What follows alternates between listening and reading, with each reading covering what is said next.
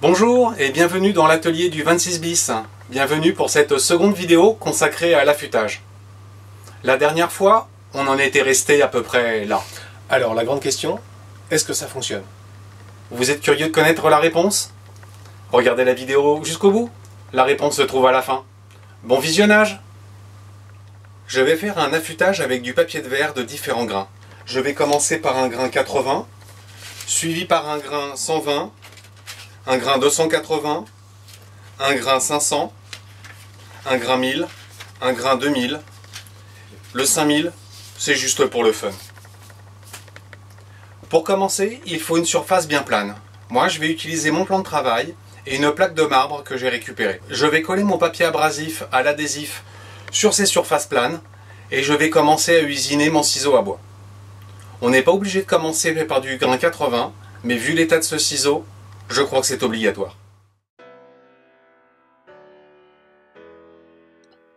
Après un bon passage au grain 80, le biseau secondaire que j'avais constaté au début n'a pas encore disparu. Le biseau secondaire, c'est le petit trait rouge que l'on voit en haut du ciseau à bois. Je marque le dos du ciseau à bois au feutre rouge pour vérifier que lors de mon usinage, le dos de mon ciseau reste parfaitement plat. Après un bon quart d'heure de ponçage, le biseau secondaire est toujours là. Je craque, alors je sors les grands moyens. Mon fils est venu m'aider pour cette opération. Un bon coup de ponceuse à bande, je pose le ciseau bien à plat sur la bande, et après avoir usiné, le dos du ciseau est vraiment plat, et je peux commencer à travailler correctement.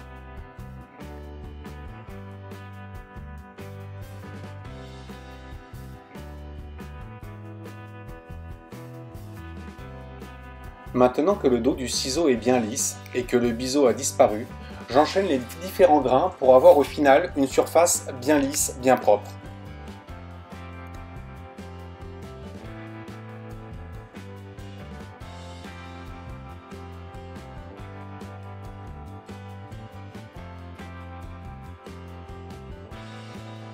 Vous pouvez constater que plus on avance, plus le dos de la lame est brillante.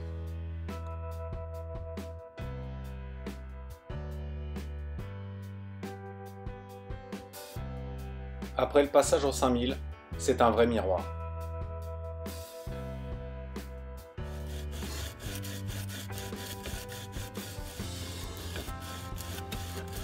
Maintenant que le dos de la lame est bien plane, je vais enfin pouvoir jouer avec mon affûteur. Après avoir vérifié mon angle de 25 degrés, c'est reparti pour l'enchaînement des différents abrasifs. On constate un léger biseau secondaire, alors c'est reparti, on réaffûte. Un petit coup de rouge, sur la lame bien sûr, et c'est reparti. Le feutre rouge me permet de constater la disparition du biseau secondaire et de la planéité du biseau principal. Plus de rouge, donc c'est plat. Et je continue. J'enchaîne les grains, 80, 120, 280, 500, 1000, 2000, et je termine par le 5000, toujours pour le fun. Comme pour le dos, le biseau devient de plus en plus brillant, donc ça devrait de plus en plus couper. Et voilà, je suis arrivé au bout, c'est bien brillant, bien lisse. Et toutes les petites dents que j'avais au début ont maintenant disparu. Ce ciseau est maintenant remis en état et il devrait couper correctement. D'ailleurs, je ne résiste pas au test du poil sur les bras. Bon, ben maintenant je crois que je vais pouvoir aller me raser. C'est ma femme qui va être contente.